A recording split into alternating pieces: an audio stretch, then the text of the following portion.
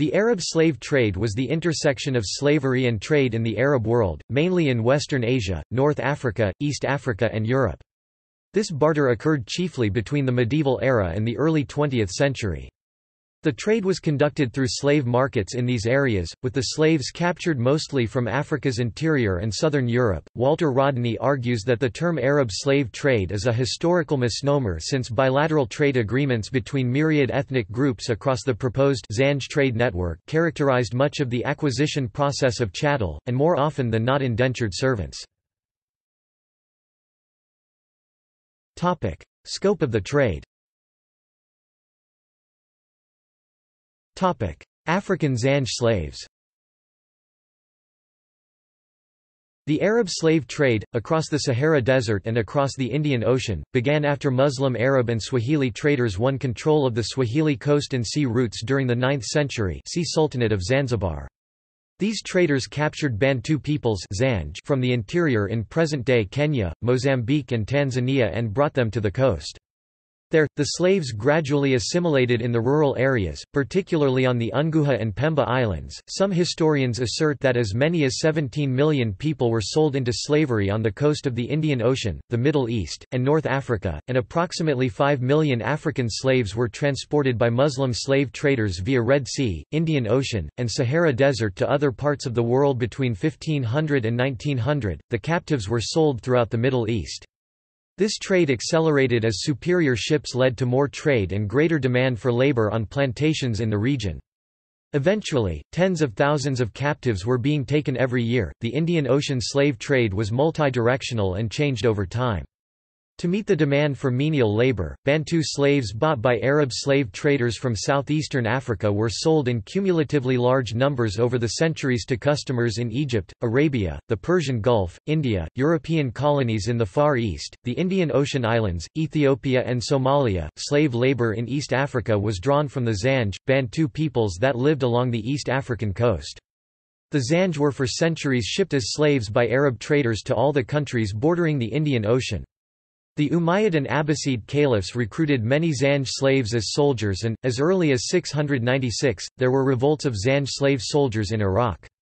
A 7th-century Chinese text mentions ambassadors from Java presenting the Chinese emperor with 2 Senkai Zanj slaves as gifts in 614, and 8th and 9th-century chronicles mention Senkai slaves reaching China from the Hindu kingdom of Sri Vijaya in Java. The Zanj Rebellion, a series of uprisings that took place between 869 and 883 AD near the city of Basra, also known as Basara, situated in present-day Iraq, is believed to have involved enslaved Zanj that had originally been captured from the African Great Lakes region and areas further south in East Africa. It grew to involve over 500,000 slaves and free men who were imported from across the Muslim Empire and claimed over tens of thousands of lives in Lower Iraq. The Zanj who were taken as slaves to the Middle East were often used in strenuous agricultural work.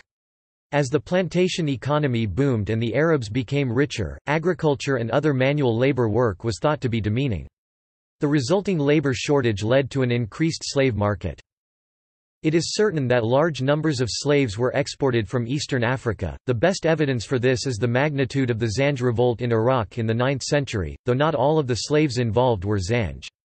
There is little evidence of what part of eastern Africa the Zanj came from, for the name is here evidently used in its general sense, rather than to designate the particular stretch of the coast, from about 3 degrees north to 5 degrees south, to which the name was also applied. The Zanj were needed to take care of the Tigris-Euphrates delta, which had become abandoned marshland as a result of peasant migration and repeated flooding, could be reclaimed through intensive labor. Wealthy proprietors had received extensive grants of tidal land on the condition that they would make it arable. Sugar cane was prominent among the products of their plantations, particularly in Khuzestan province. Zanj also worked the salt mines of Mesopotamia, especially around Basra.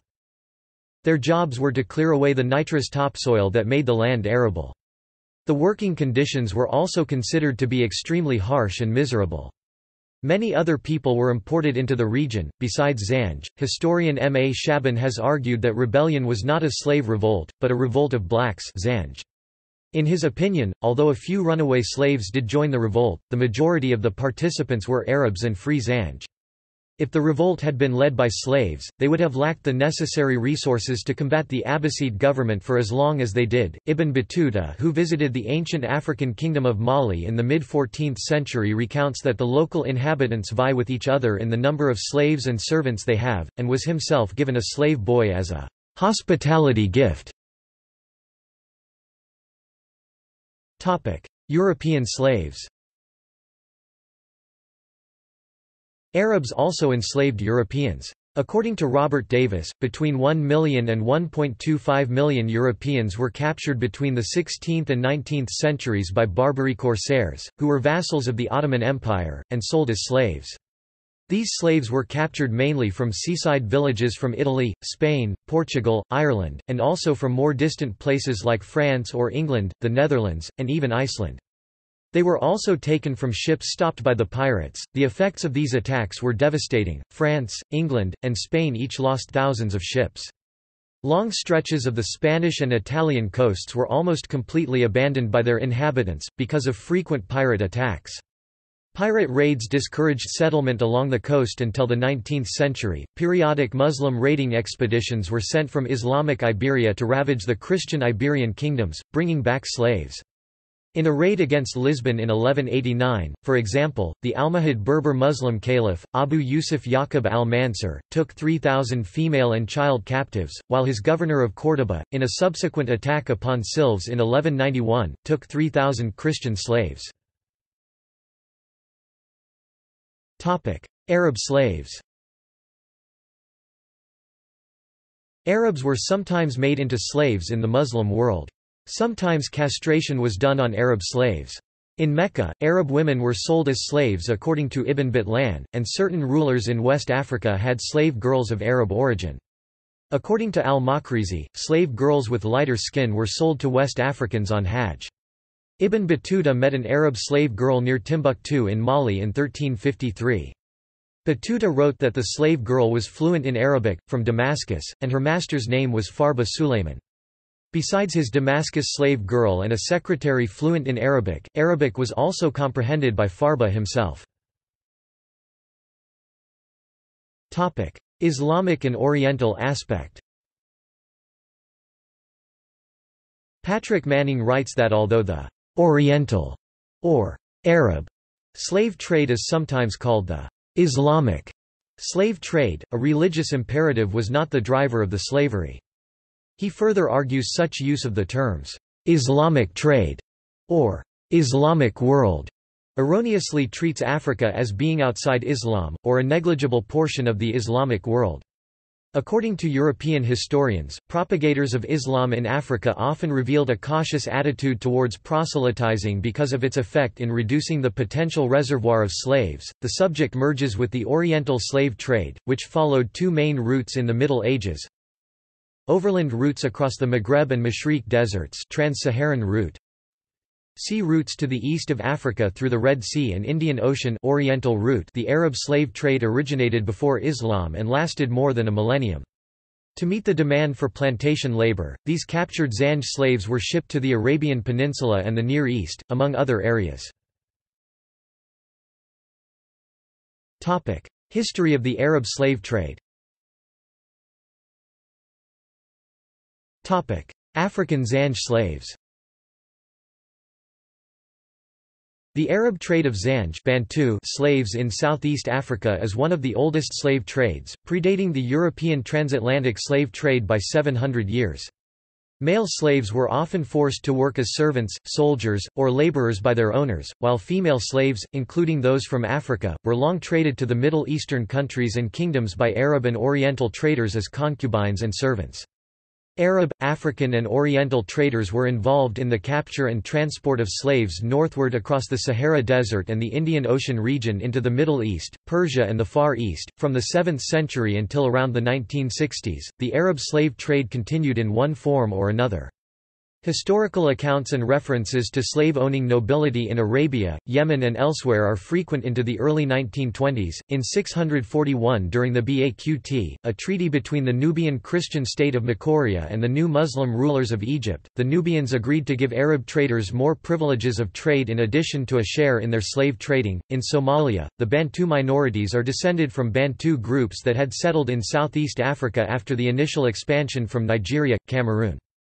To meet the demand for menial labor, Bantus from southeastern Africa captured by Somali slave traders were sold in cumulatively large numbers over the centuries to customers in Somalia and other areas in northeast Africa and Asia.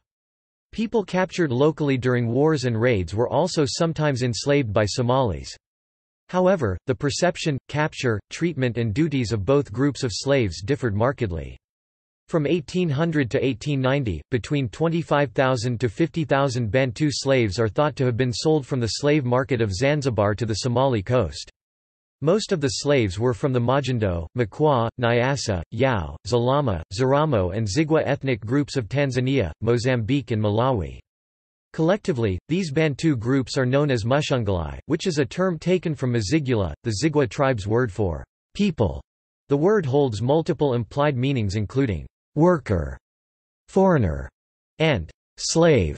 In Ethiopia, during the second half of the 19th century and early 20th century, slaves shipped from there had a high demand in the markets of the Arabian Peninsula and elsewhere in the Middle East.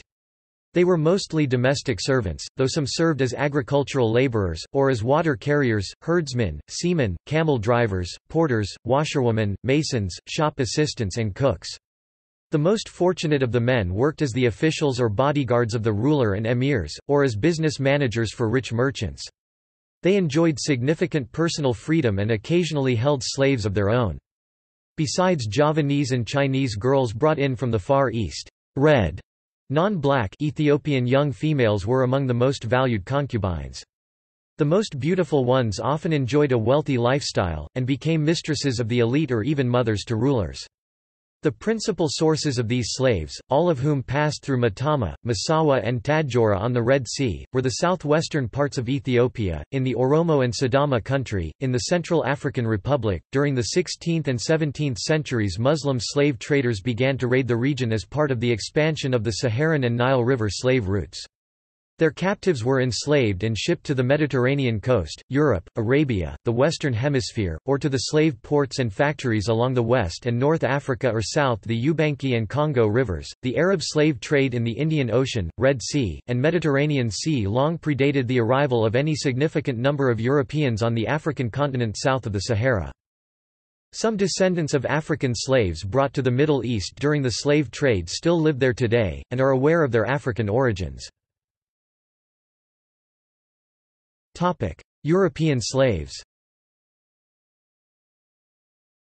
The North African slave markets traded also in European slaves.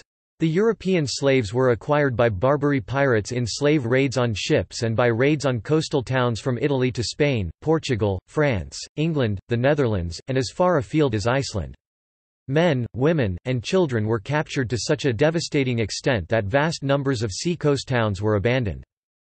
Ohio State University history professor Robert Davis describes the white slave trade as minimized by most modern historians in his book Christian Slaves, Muslim Masters, White Slavery in the Mediterranean, the Barbary Coast and Italy, 1500–1800 Palgrave Macmillan. Davis estimates that 1 million to 1.25 million white Christian Europeans were enslaved in North Africa, from the beginning of the 16th century to the middle of the 18th by slave traders from Tunis, Algiers, and Tripoli alone. These numbers do not include the European people which were enslaved by Morocco and by other raiders and traders of the Mediterranean Sea coast, and roughly 700 Americans were held captive in this region as slaves between 1785 and 1815.16 th, and 17th-century customs statistics suggest that Istanbul's additional slave import from the Black Sea may have totaled around 2.5 million from 1450 to 1700. 19th century. In the 1800s, the slave trade from Africa to the Islamic countries picked up significantly. When the European slave trade ended around the 1850s, the slave trade to the east picked up significantly only to be ended with European colonization of Africa around 1900. In 1814, Swiss explorer Johann Burckhardt wrote of his travels in Egypt and Nubia, where he saw the practice of slave trading. I frequently witnessed scenes of the most shameless indecency, which the traders, who were the principal actors, only laughed at. I may venture to state, that very few female slaves who have passed their 10th year, reach Egypt or Arabia in a state of virginity." David Livingstone wrote of the slave trade in the African Great Lakes region, which he visited in the mid-19th century. To overdraw its evils is a simple impossibility. We passed a slave woman shot or stabbed through the body and lying on the path. Onlookers said an Arab who passed early that morning had done it in anger at losing the price he had given for her, because she was unable to walk any longer. We passed a woman tied by the neck to a tree and dead. We came upon a man dead from starvation. The strangest disease I have seen in this country seems real to be broken-heartedness, and it attacks free men who have been captured and made slaves. Livingstone estimated that 80,000 Africans died each year before ever reaching the slave markets of Zanzibar. Zanzibar was once East Africa's main slave trading port, and under Omani Arabs in the 19th century as many as 50,000 slaves were passing through the city each year. Livingstone wrote in a letter to the editor of the New York Herald, "And if my disclosures regarding the terrible Ujijian slavery should lead to the suppression of the East Coast slave trade, I shall regard that as a greater matter by far than the discovery of all the Nile sources together." 20th century. During the Second Sudanese Civil War 1983–2005, people were taken into slavery. Estimates of abductions range from 14,000 to 200,000. Slavery in Mauritania was legally abolished by laws passed in 1905, 1961, and 1981. It was finally criminalized in August 2007. It is estimated that up to 600,000 Mauritanians, or 20% of Mauritania's population, are currently in conditions which some consider to be slavery. Namely, many of them used as bonded labor due to poverty. Slavery was comparatively recently outlawed in Oman 1970, Qatar 1952, Saudi Arabia, and Yemen both in 1962. Topic: Historical and geographical context. Topic: Islamic world. Islamic Sharia law allowed slavery but prohibited slavery involving other pre-existing Muslims. As a result, the main target for slavery were the people who lived in the frontier areas of the Muslim world. Slaves initially came from various regions, including Central Asia such as Mamluks and Europe such as Saqaliba, but by the modern period, slaves came mostly from Africa. According to the Sharia law, slaves were allowed to earn their living if they opted for that, otherwise it is the owner's master duty to provide for that. They also could not be forced to earn money for their masters unless with an agreement between the slave and the master. This concept is called makarj lane. And Karajahu he made an agreement with him, namely, his slave that he the latter should pay him a certain impost at the expiration of every month, the slave being left at liberty to work, in which case the slave is termed abdu mukariju. In Islamic law, if slaves agree to that and they would like the money they earn to be counted toward their emancipation, then this has to be written in the form of a contract between the slave and the master. This is called mkatbiti mukataba in Islamic jurisprudence, which is only, by consensus, a recommendation, and accepting a request for a mukataba from slaves is thus not obligatory for masters. Although the owner did not have to comply with it, was considered praiseworthy to do so. The framework of Islamic civilization was a well-developed network of towns and oasis trading centers with the market souk, bazaar at its heart. These towns were interconnected by a system of roads crossing semi-arid regions or deserts. The routes were traveled by convoys, and slaves formed part of this caravan traffic. In contrast to the Atlantic slave trade, where the male-female ratio was 2:1 or 3:1, the Arab slave trade instead usually had a higher female-to-male ratio. This suggests a general preference for female slaves. Concubinage and reproduction served as incentives for importing female slaves, often Caucasian, though many were also imported mainly for performing household tasks. Arab views on African peoples. Abdelmajid Hanoum, a professor at Wesleyan University, states that racist attitudes were not prevalent until the 18th and 19th century. According to Arnold J. Toynbee, "The extinction of race consciousness as between Muslims is one of the outstanding achievements of Islam, and in the contemporary world there is, as it happens, a crying need for the propagation of this Islamic virtue." Ibn Battuta, who visited the ancient African kingdom of Mali in the mid-14th century, recounts that the local inhabitants vie with each other in the number of slaves and servants they have, and was himself given a slave boy as a hospitality gift. Africa, 8th through 19th centuries. In April 1998, Alikia Mbakolo, wrote in Le Monde Diplomatique, "The African continent was bled of its human resources via all possible routes.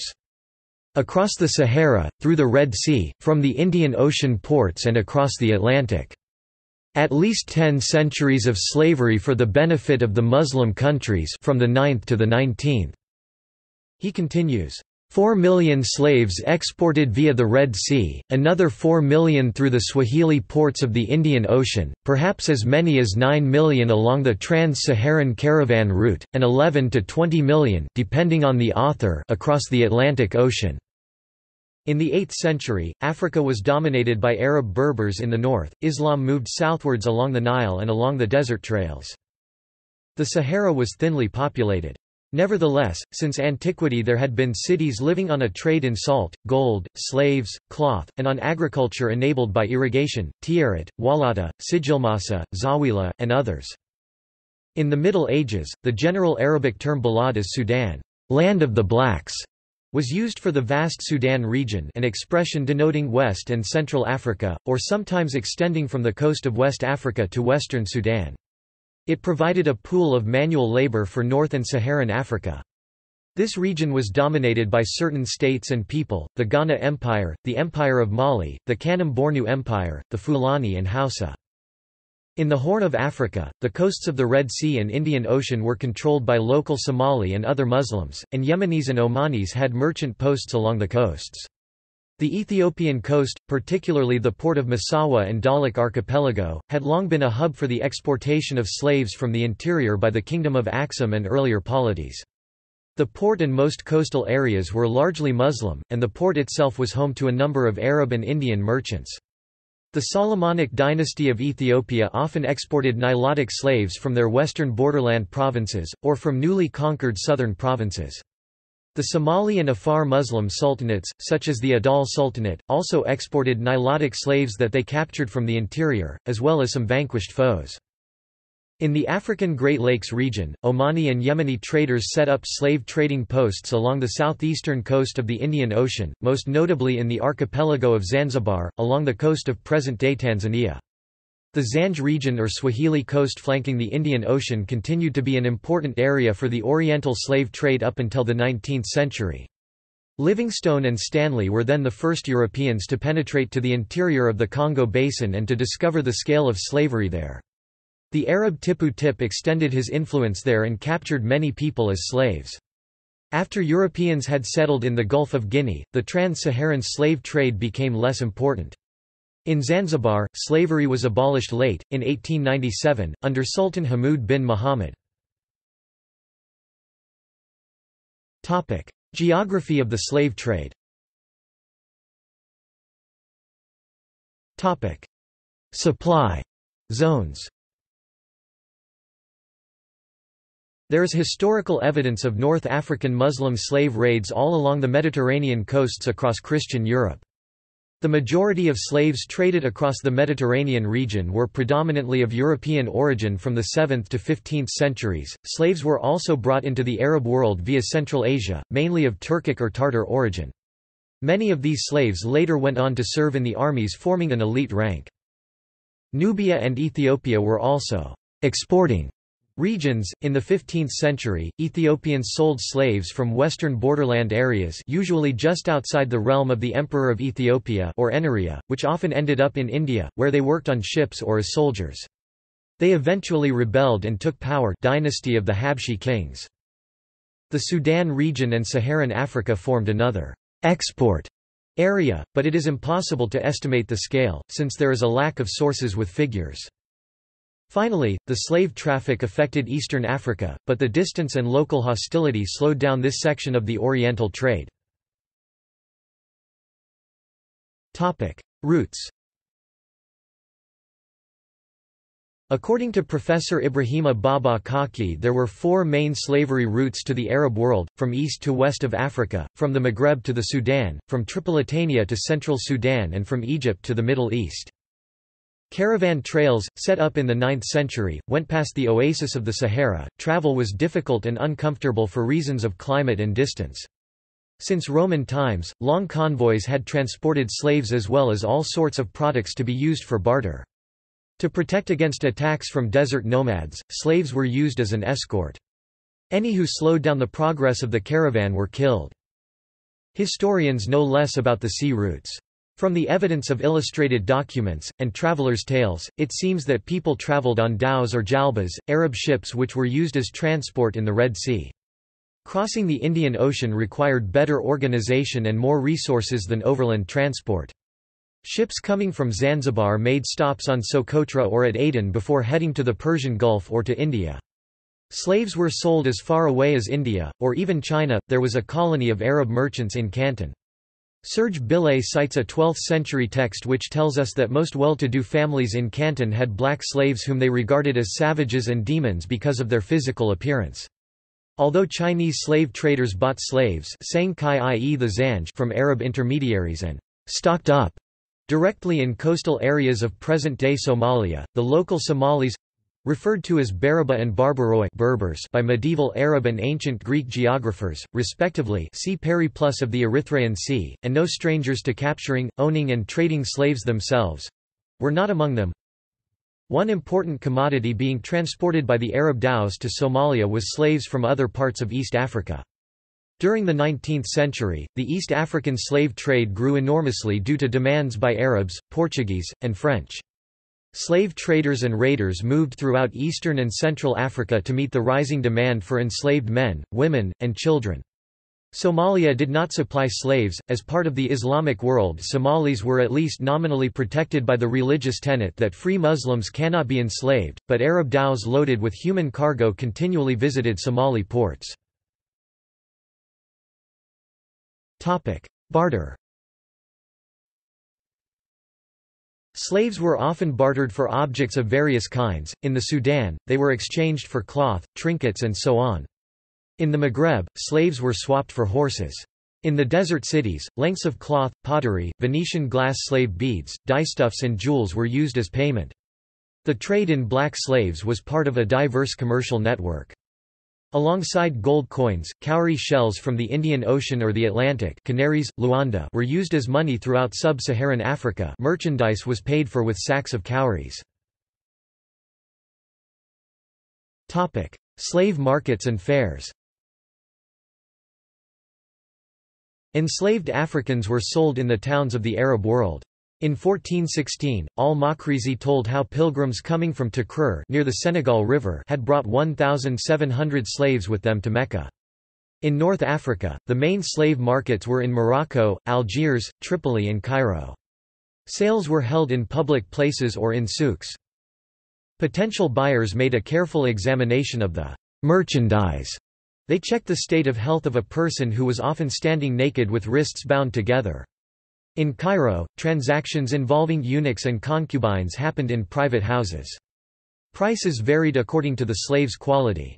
Thomas Smee, the commander of the British research ship Ternate, visited such a market in Zanzibar in 1811 and gave a detailed description. The show commences about 4 o'clock in the afternoon.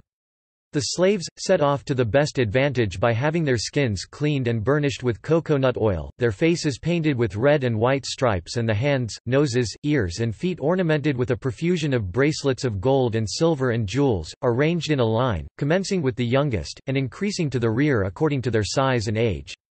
At the head of this file, which is composed of all sexes and ages from 6 to 60, walks the person who owns them. Behind and at each side, 2 or 3 of his domestic slaves, armed with swords and spears, serve as guard. Thus ordered the procession begins, and passes through the market place and the principal streets. When any of them strikes a spectator's fancy, the line immediately stops, and a process of examination ensues, which, for minuteness, is unequalled in any cattle market in Europe. The intending purchaser, having ascertained there is no defect in the faculties of speech, hearing, etc., that there is no disease present, next proceeds to examine the person. The mouth and the teeth are first inspected, and afterwards every part of the body in succession, not even excepting the breasts, etc., of the girls, many of whom I have seen handled in the most indecent manner in the public market by their purchasers. Indeed, there is every reasons to believe that the slave dealers almost universally force the young girls to submit to their lust previous to their being disposed of. From such scenes one turns away with pity and indignation. Towns and ports involved in the slave trade. Legacy. The history of the slave trade has given rise to numerous debates amongst historians. For one thing, specialists are undecided on the number of Africans taken from their homes. This is difficult to resolve because of a lack of reliable statistics. There was no census system in medieval Africa. Archival material for the transatlantic trade in the 16th to 18th centuries may seem useful as a source, yet these record books were often falsified. Historians have to use imprecise narrative documents to make estimates which must be treated with caution. Luis Felipe de Alencastro states that there were 8 million slaves taken from Africa between the 8th and 19th centuries along the Oriental and the Trans-Saharan routes. Olivier Pétré Grenouillot has put forward a figure of 17 million African people enslaved in the same period and from the same area on the basis of Ralph Austin's work. Ronald Siegel estimates between 11.5 and 14 million were enslaved by the Arab slave trade. Other estimates place it around 11.2 million. There has also been a considerable genetic impact on Arabs throughout the Arab world from pre-modern African and European slaves. Primary sources. Medieval Arabic sources. These are given in chronological order. Scholars and geographers from the Arab world had been traveling to Africa since the time of Muhammad in the 7th century. Al-Masudi died 957, Maruj Adh Dahab or The Meadows of Gold, the reference manual for geographers and historians of the Muslim world. The author had traveled widely across the Arab world as well as the Far East. Yaqubi 9th century, Kitab al-Buldan or Book of Countries. Abraham ben Jacob Ibrahim ibn Yaqub 10th century, Jewish merchant from Córdoba. Al-Bakri, author of Kitab al-Masalik wal Mamalik or Book of Roads and Kingdoms, published in Córdoba around 1068, gives us information about the Berbers and their activities. He collected eyewitness accounts on Saharan caravan routes. Muhammad al-Idrisi died circa 1165, description of Africa and Spain. Ibn Battuta died circa 1377, Moroccan geographer who traveled to sub-Saharan Africa, to Gao and to Timbuktu. His principal work is called A Gift to Those Who Contemplate the Wonders of Cities and the Marvels of Traveling. Ibn Khaldun died in 1406, historian and philosopher from North Africa. Sometimes considered as the historian of Arab, Berber and Persian societies. He is the author of Muqaddimah or Historical Prolegomena and History of the Berbers. Al-Makrizi died in 1442, Egyptian historian. His main contribution is his description of Cairo markets. Leo Africanus died circa 1548, author of Description del Africa or Description of Africa, a rare description of Africa. Rifa'a al-Tahtawi (1801–1873), who translated medieval works on geography and history. His work is mostly about Muslim Egypt. Joseph Cuoq, collection of Arabic sources concerning Western Africa between the 8th and 16th centuries, Paris 1975. Topic: European texts 16th–19th centuries. João de Castro, Roteiro de Lisboa a Goa 1538. James Bruce, 1730–1794, travels to discover the source of the Nile 1790. René Caillier, 1799–1838, Journal d'un voyage à Tombouctou. Robert Adams, The Narrative of Robert Adams 1816. Mungo Park, 1771–1806, Travels in the Interior of Africa 1816. Johann Ludwig Burckhardt, 1784–1817, Travels in Nubia 1819. Heinrich Barth, 1821–1865, Travels and Discoveries in North and Central Africa 1857. Richard Francis Burton, 1821–1890, The Lake Regions of Central Africa 1860. David Livingstone, 1813–1873, Travel Diaries 1866–1873. Henry Morton Stanley, 1841–1904, Through the Dark Continent 1878. Other sources. Historical manuscripts such as the Tariq al-Sudan, the Adalite Futu al-Habash, the Abyssinian Kebra Nagast, and various Arabic and Ajam documents. African oral tradition. Kilwa Chronicle 16th century fragments. Numismatics, analysis of coins and of their diffusion. Archaeology, architecture of trading posts and of towns associated with the slave trade. Iconography, Arab and Persian miniatures in major libraries. European engravings, contemporary with the slave trade, and some more modern. Photographs from the 19th century onward. See also: Abolition of slavery timeline, Black Orientalism, History of slavery in the Muslim world, Male revolt, largest Muslim slave uprising in Brazil, Mamluk – Muslims, soldiers and rulers of slave origin, Slavery in 21st century Islamism, Slavery in antiquity, Slavery in Iran, Slavery in modern Africa, Slavery in the Ottoman Empire, Transatlantic slave trade, White slavery. References. This article was initially translated from the featured French wiki article, Traité musulmane, on 19 May 2006. Shaban, M.A. 1976. Islamic History, A New Interpretation, Volume 2, AD 750-1055, AH 132-448. Cambridge, Cambridge University Press. pp. 100 ff. ISBN 978-0-521-21198-7. Further reading. Edward A. Alpers, The East African Slave Trade, Berkeley 1967. Ibn Khaldun, The Muqaddimah, trans. F. Rosenthal, ed. N. J. Dawood, Princeton 1967. Murray Gordon, Slavery in the Arab World, New York 1989. Habiba Kand, Illuminating the Darkness, Blacks and North Africans in Islam, Taha 2012. Bernard Lewis, Race and Slavery in the Middle East, OUP 1990. Lal, K.S. 1994. Muslim Slave System in Medieval India. New Delhi, Aditya Prakashan.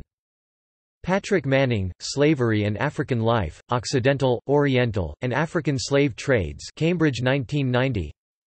Paul E. Lovejoy, Transformations in Slavery, A History of Slavery in Africa, Cambridge 2000. Alan G. B. Fisher, Slavery and Muslim Society in Africa, ed. C. Hurst, London 1970, 2nd edition 2001.